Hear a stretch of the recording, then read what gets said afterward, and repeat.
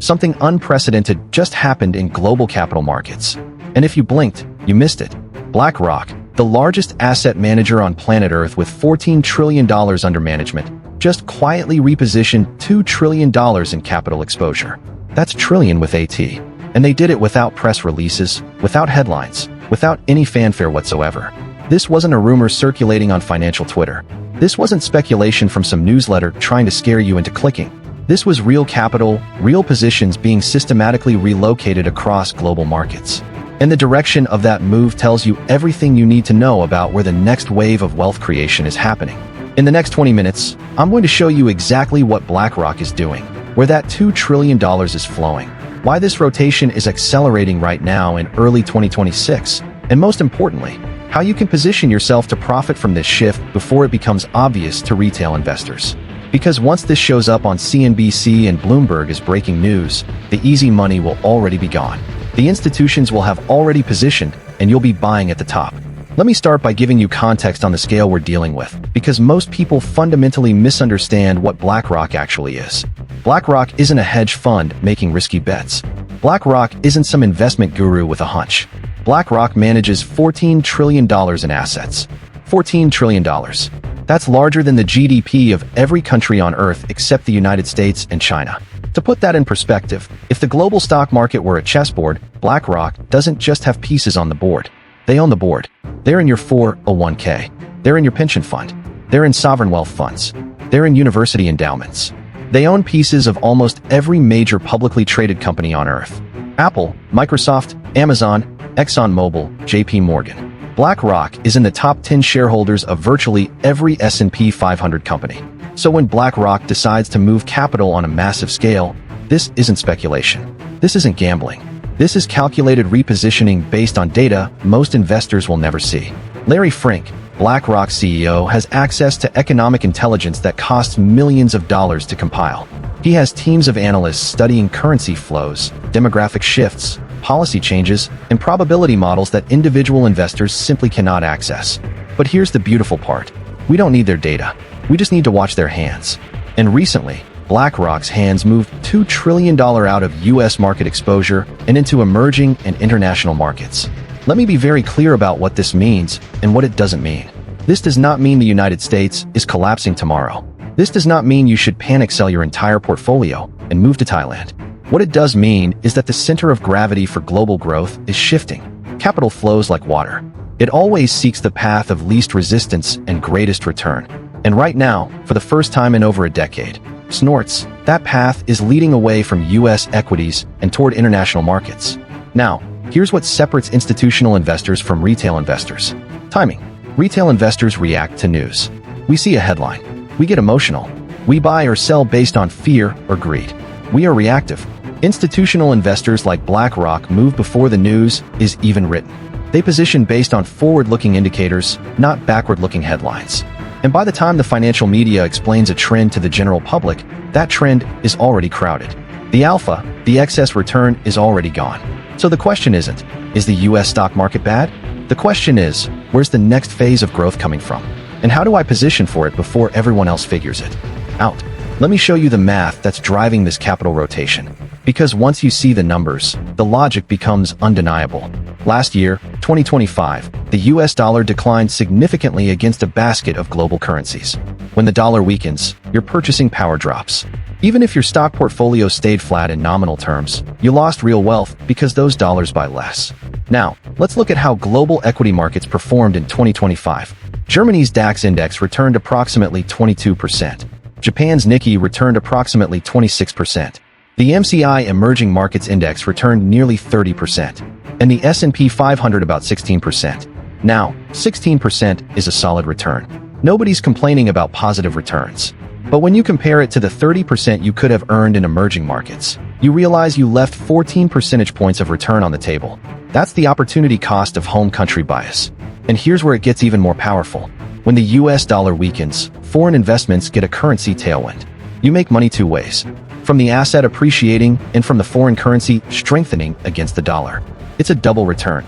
Let me give you an example. Say you invest $10,000 in a Japanese stock. The stock goes up 10% in yen terms. Normally, you'd make $1,000, right? But if the yen also strengthens 8% against the dollar during that same period, you don't just make 10%, you make approximately 18%. The stock return plus the currency gain. This is why weak dollar cycles create massive opportunities in international equities. You're not just betting on companies, you're betting on currencies. And right now, both tailwinds are aligned.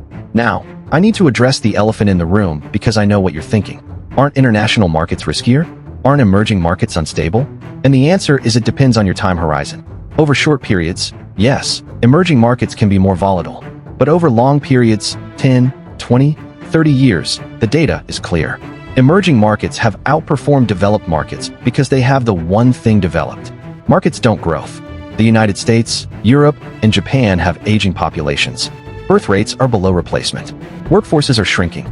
Emerging markets like India, Brazil, Indonesia, Vietnam have young, growing populations. Young people work, spend, consume, and build.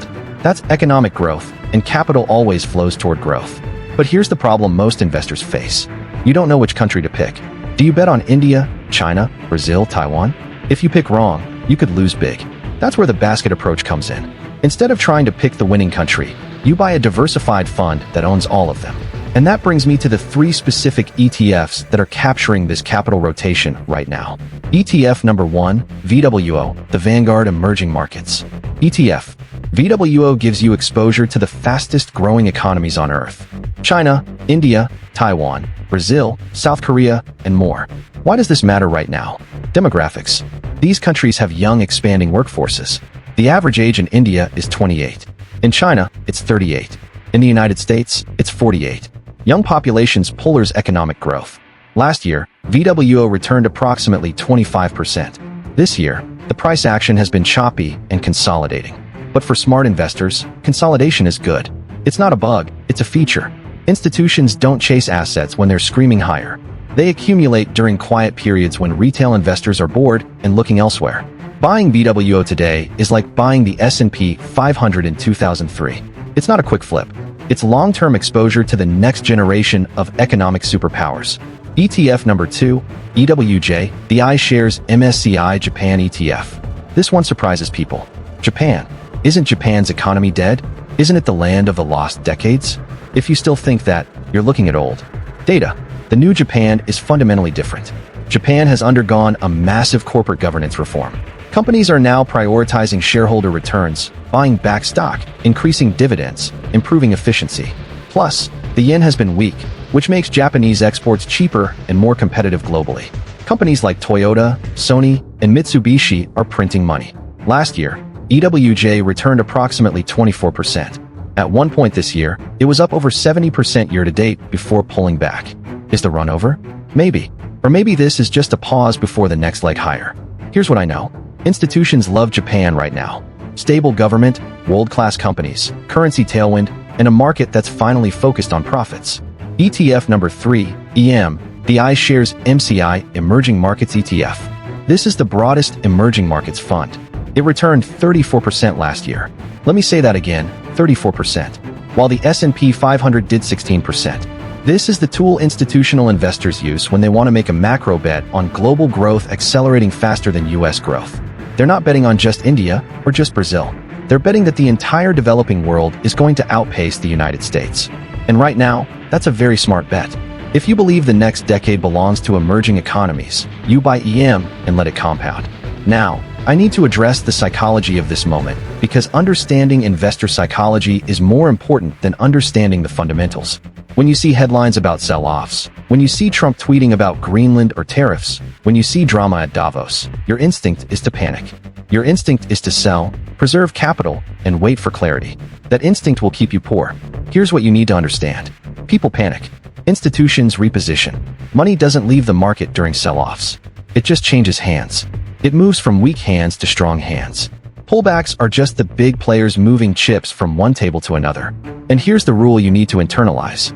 Every major capital rotation feels uncomfortable before it feels obvious. Read that again. It feels scary and uncertain right before it becomes obvious to everyone. In 2009, buying US stocks felt terrifying. The financial system had just collapsed. Banks were failing. Unemployment was spiking. It felt like the world was ending. But institutions were buying aggressively. And if you bought in 2009, you made 400% plus over the next decade. In 2020, buying during the COVID crash felt insane. The economy was shut down. Nobody knew what was happening, but institutions bought. And if you bought in March 2020, you doubled your money in 18 months. The pattern is always the same. Maximum fear to Chromax maximum opportunity. But only if you're positioned before the fear subsides. Now, let me show you the massive mistake that 90% of investors make during rotations like this. They wait for certainty. They wait for the news to say everything is okay now. It's safe to invest. But certainty is the most expensive thing in the world. Certainty only appears after the returns are already gone. BlackRock isn't waiting for certainty. Larry Fink doesn't have a crystal ball. He has probabilities, data, and the conviction to act when probabilities favor a specific outcome. If you wait for the alcohol signal from CNBC, you're buying at the top. By the time the water looks clear, the big fish have already swam away. Now, does this mean you should dump all your US stocks and go 100% international? Absolutely not. I would never tell you to act out of fear or make extreme binary decisions. This is about balance. This is about recognizing that leadership in global markets is rotating. You don't abandon the US. You just allocate appropriately. I've talked about USS sectors that are still strong. Defense stocks, rare earth minerals, industrials. These are safe harbors in the US market. But ignoring a global capital rotation when the largest asset manager on Earth is moving $2 trillion, that's the real risk. You don't need to predict the future. You just need to follow the footprints. Position early, stay patient, and let the compounding do the work. But there's another shift happening that ties directly into this capital rotation, and it involves gold and silver. This isn't just about prices going up. This is about a fundamental change in how the global financial system values these assets. Recently, under Basel III banking regulations, gold has been reclassified as a Tier 1 liquid asset. For decades, banks treated gold like a pet rock. It was nice to have, decorative, but you couldn't use it operationally. It just sat in vaults doing nothing. But now under the new rules, gold is treated as equivalent to cash. Banks like JP Morgan, Goldman Sachs, and HSBC can now count physical gold holdings as 100% liquid capital. They can use it as collateral. They can leverage against it.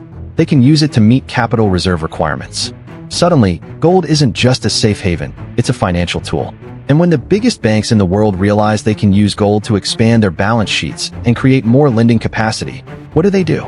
They buy more gold. That's why we're seeing gold hit all-time highs above $5,000 per ounce in early 2026. It's not just fear driving the price, it's utility.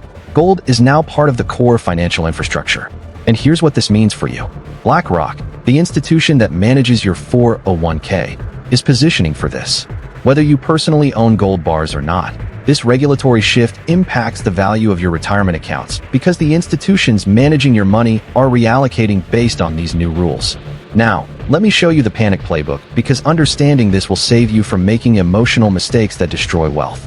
We've seen this pattern before, especially during Trump's first term. Notice how bad news always drops on weekends. Why? Because markets are closed. They want you sitting at home Saturday and Sunday stewing in fear, reading scary headlines, imagining worst-case scenarios. By Monday morning, you're terrified. You sell. The market dips. Institutions buy your shares at a discount. Then Tuesday comes. The EU threatens retaliation. Trump doubles down. It feels like World War III is starting.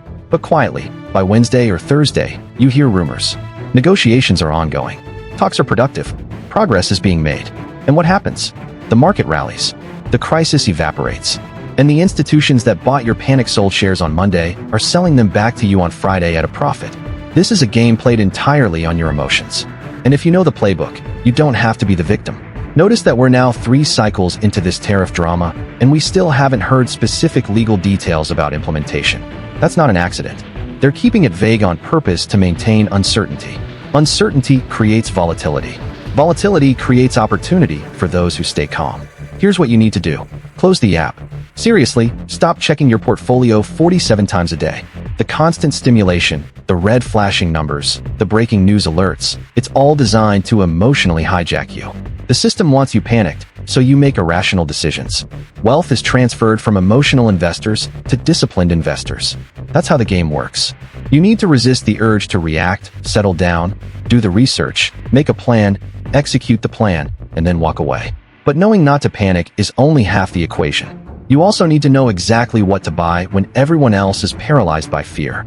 The 3 ETFs I just gave you, VWO, EWJ, and EM, are the core plays for this global rotation. But there's one specific sector that historically thrives during geopolitical chaos. It's not tech. It's not real estate.